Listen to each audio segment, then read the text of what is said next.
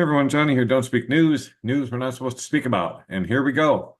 Putin says that the United States is a danger to all of humanity. We'll just get into it like we always do. We're going to keep this one short and brief and to the point.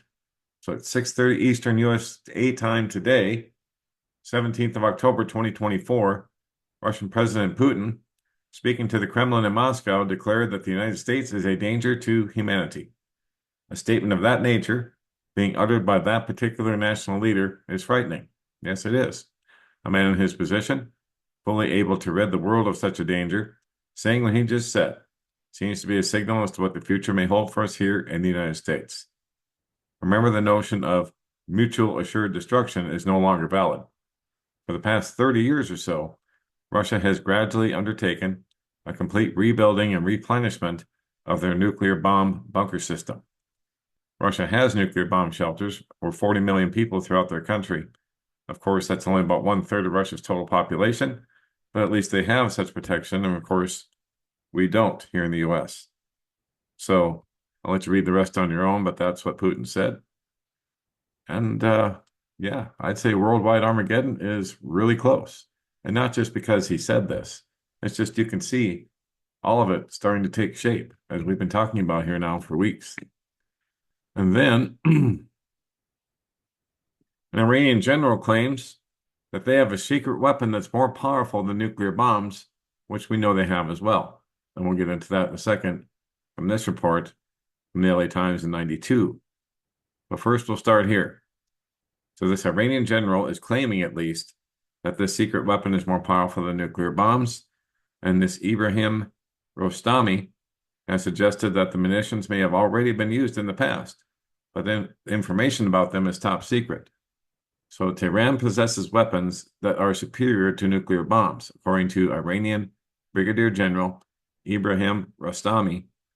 He said his statement came in response to calls from Iranian lawmakers to review the country's non-nuclear military doctrine amid threats by Israel to strike the country. Well, they may have a non-nuclear military doctrine, but they have nuclear weapons. In an interview with Iranian media on Tuesday, Rostami, who previously served as the Secretary of the Development and Equipment Commission of the Islamic Revolutionary Guard Corps, supported calls to change the doctrine, but said parliamentarians were unaware of some aspects because they involve highly classified and top secret information. The general claimed that Iran has weapons that are far superior to nuclear weapons, hinting that the military equipment has already been deployed in the past, recalling an attack on oil tankers in the United Arab Emirates in 2019. He said that when Trump wanted to reduce our oil exports, there were a number of tactical operations. Rostami claimed, "I will not say who carried them out, but 5 tankers blew up in the highly guarded port of Fujairah. They did not even know where the attack came from. They even filed a complaint with the UN. The UAE accused us, but could not provide evidence. These are some of the examples I can mention." So what kind of weapon he's referring to, I'm not sure, but they're saying that that was them in the UAE, even though no evidence could be provided and prove it. Well, last week, a group of Iranian parliamentarians called on the Supreme National Security Council to review the country's defense doctrine and remove the ban on developing nuclear weapons. The demand came amid continued threats by Israel to attack Iran's nuclear and oil facilities. Well, let's take a look at this article from 1992 at the LA Times. Iran-Kazakhstan nuclear deal reported from May 1st, 1992. And it says here, this report coming out of London from the Associated Press, Iran has obtained at least 2 nuclear warheads that have been reported missing from Kazakhstan, according to the European newspaper. This article, which cites a secret report from the Russian Foreign Intelligence Agency, again raises questions about whether the successors to the Soviet Union will be able to control their most dangerous weapons. This was a great concern for the entire world at the time, guys. Everyone was wondering what all these different Soviet satellite states were going to do with their nuclear weapons, now that they no longer had a powerful central Soviet government to answer to anymore. So the European did not say how it obtained the intelligence report. They quoted the report as saying several nuclear warheads vanished from the Semipalatinsk nuclear site in Kazakhstan, which the republic's president Nuro Sultan Nazarbayev closed early this year. The Europeans said some intelligence sources believe that Nazarbayev was behind the secret nuclear weapons transfer to Iran, trading warheads for oil or hard cash. Remember, all these former Soviet republics were now hard up for money because they no longer had any support coming from the Central Soviet government, and they were absolutely dependent on that.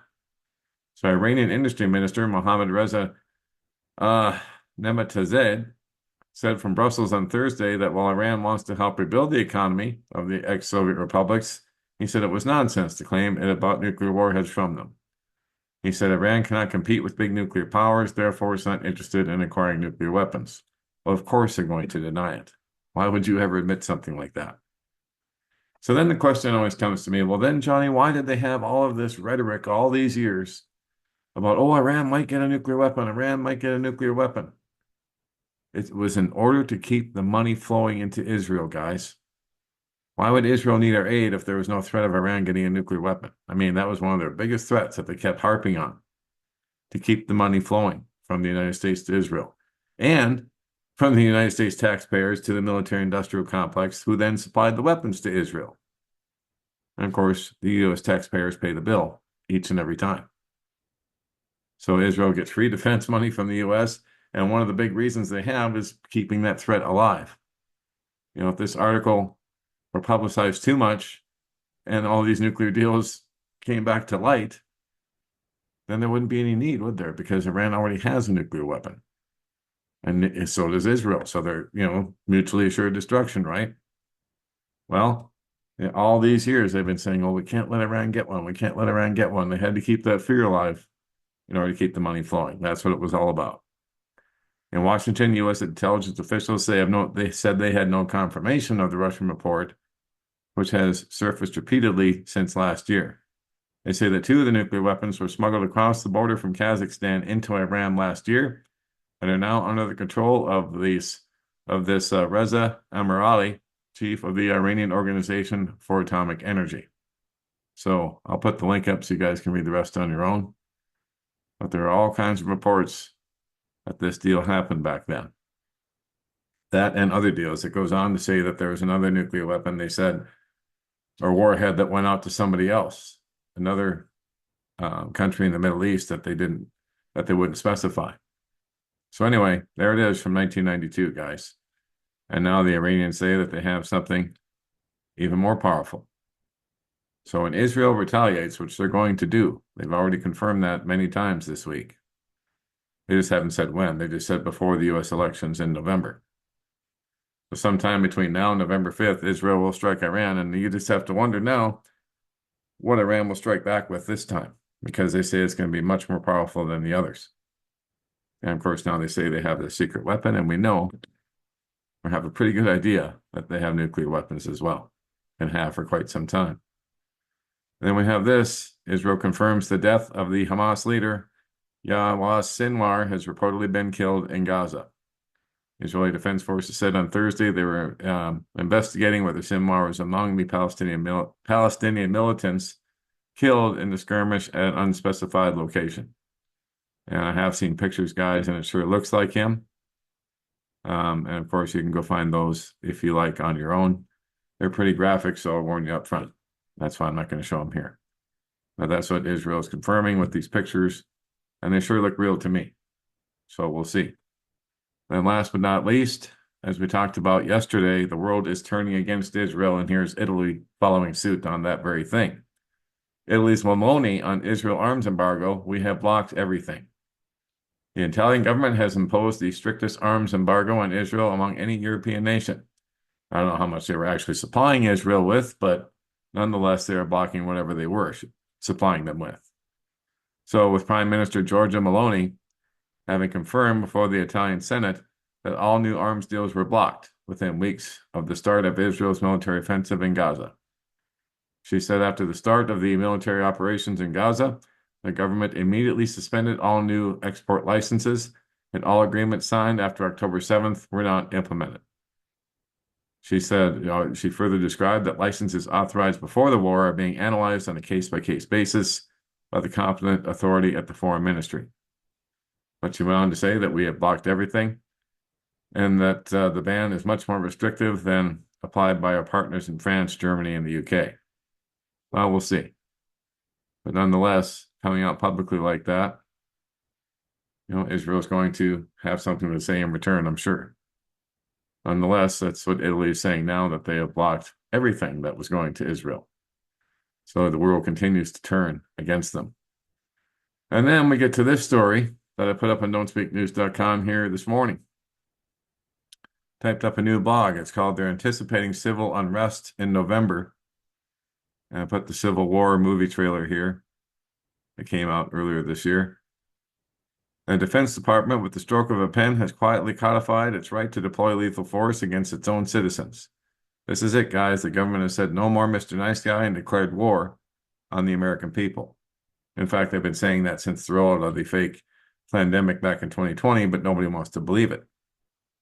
Notice it seems to indicate that the U.S. government is anticipating civil unrest in November. And notice how the Simpsons predicted the great blackout for that same month. It could be nothing. But the Simpsons creator Matt Groening is allegedly a 33rd degree Freemason, so he's got some inside info. I put a video on that subject. There's a link to that here, where you'll see Matt Groening giving the one eye symbol in the first 40 seconds of that video. You don't reach that level of success in the world, guys, in this world, without being part of their system. The Simpsons have been part of the predictive programming world from the very beginning. So any crisis could come with blackouts this fall in the cities described in the video. And of course, we know the fake elections could trigger civil unrest in a big way. They have authorized, through this DoD Directive 5240.01, to assist civilian law enforcement, and they have authorized lethal force to be used against the American people by the U.S. military, as it says in this directive right here. Is likely to result in lethal force, including death or serious bodily injury. So it gives them clearance to go ahead and do that. So I'll let you read the rest on your own. There's some things we can't talk about here on YouTube, so I'll put the link up like I always do, though. And that would be it for now. Oh, no, that isn't it. Last but not least, in this article here, I linked back to this video that I was talking to you about yesterday with attorney Todd Callender and the interviewer, Dr. Joseph Sansone. So I'll put the link up to this as well, so you have it directly. But I put the link up in a post I did yesterday. And this is one interview, guys, that I highly, highly recommend that you watch if you want to know what's coming. If you want to know what's coming very, very soon and what they're already talking about around the world. So all that and much more in this particular interview. Very, very good, hard-hitting interview. I don't agree with all their conclusions on what should be done, because we all know that we're in the end times, but nonetheless, this is a very good interview. And that will be it for now. So in case you're not on the website at don'tspeaknews.com, well, you should be. I got over 2,000 stories here that you can look at, research, and so on. If you want to find things here on the website, we go down to the bottom of every story now. What I've started doing is putting in every category that I have. So if you want to look up something on NATO, just click on NATO. And now you can look up everything that I've put up on NATO, or as a keyword. So all those will come up. Same thing with any of these other categories. Just click on the one that you want to look up, and all the stories that are under that particular category will pop up underneath. And that's the way you have to navigate the website on specific subjects. Unfortunately, I don't have a search engine built into this, mainly because I don't know how to do it. So I'm a one-man operation, and my website skills are limited. But like I said, over 2,000 stories here for you to look at. Plus, you can subscribe right here, so that you'll be notified every time I put up a new story. Just type in your email, hit subscribe. Here are the 2 emails to contact me right here. And channel support is always right here, or at the bottom of every article. There's always a link back to this page now. And so these are all the different ways you can support the channel. And we are listener supported only, so we thank you very much for that. And here is all the different places you can find us: YouTube, BitChute, Rumble, Telegram, and so on. All that and much more right here at don'tspeaknews.com. That's it for now. God bless, take care. Johnny Storm, Don't Speak News.